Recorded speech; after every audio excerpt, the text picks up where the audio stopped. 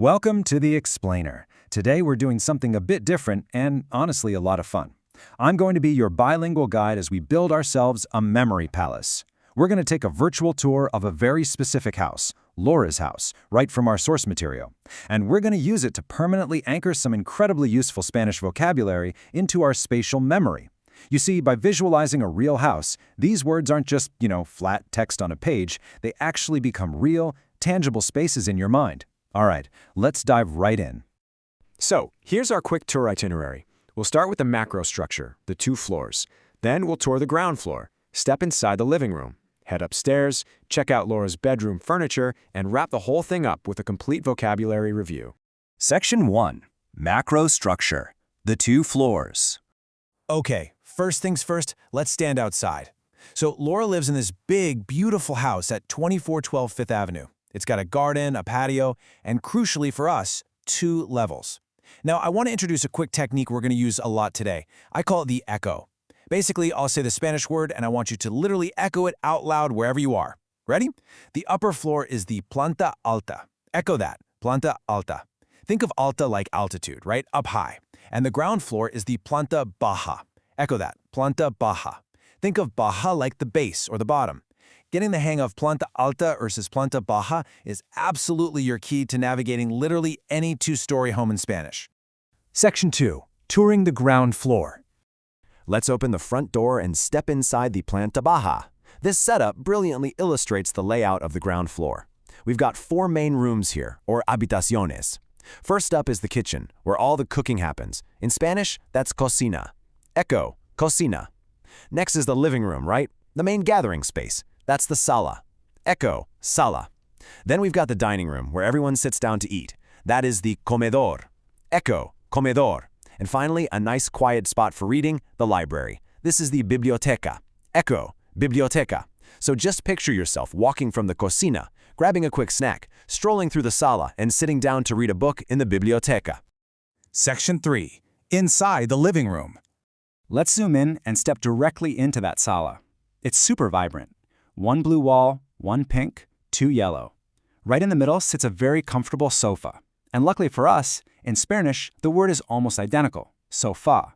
You just have to put the stress on that very last syllable, sofá. And arranged around it for the rest of the family are 3 chairs. The word for chairs is sillas. Echo that, sillas. Imagine kicking back on that comfortable sofa, or maybe pulling up one of the 3 sillas. Right next to the seating area, we have a classic table. The word for table is mesa. Echo, mesa. This is absolutely crucial furniture vocabulary. I mean, you'll obviously find a giant mesa in the comedor, but there's often a smaller mesa right here in the sala too. To quickly round out our mental image of the sala, let's place a few more items. Against one of those yellow walls, there's a television, or televisor. Letting the light in, we've got 2 windows. The word for window is ventana, so we have dos ventanas. And finally, decorating the walls are 3 pictures. The phrase for pictures on the wall is cuadros en la pared. Cuadros are the pictures, and pared is the wall. Make sense? Okay, let's pause for just a second. We've completely explored the planta baja. We've seen the cocina, the sala, the comedor, and the biblioteca. Now, use your spatial logic here. If all those living and eating spaces are downstairs, what rooms do you expect to find when we actually go up to the planta alta? Section 4. Heading to the upstairs. All right, follow me up the virtual staircase.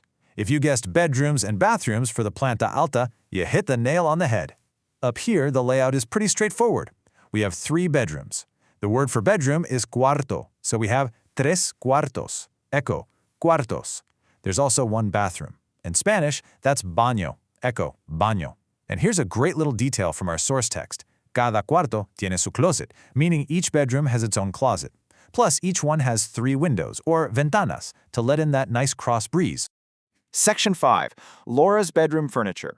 So we know there are 3 cuartos, but I want you to imagine walking through the door of one very specific bedroom right now. El cuarto de Laura. Look at all those muebles, the furniture, around her room. Let's walk through these. Over against the wall is a dresser for her clothes. That's a cómoda. Echo, cómoda. Standing tall over there are 2 floor lamps, lámparas de piso. Echo, lámparas. To keep the room nice and cool, she's got a fan or a ventilador. Right next to her sleeping area is a nightstand, mesita de noche. Literally translates to a little table of the night. Pretty cool, right? Now look down at the floor. There's a rug right in front of the bed. The rug is alfombra, and the bed itself is cama.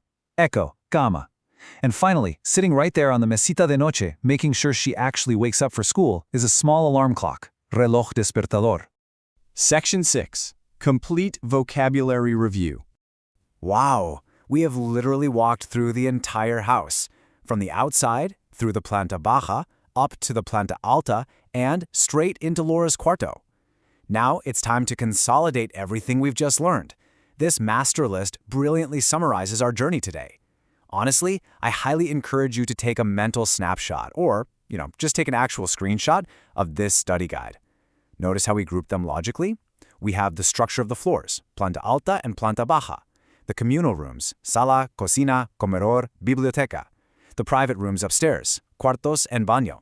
The living room furniture, sofá, sillas, mesa, televisor. And finally, the bedroom furniture, cómoda, lámparas, cama. Seeing these words organized spatially like this, that is the absolute secret to making them stick. And that brings us to the end of our explainer. But before we go, I want to leave you with a bit of a challenge, a final provocative question. ¿Cómo es tu casa? What is your house like?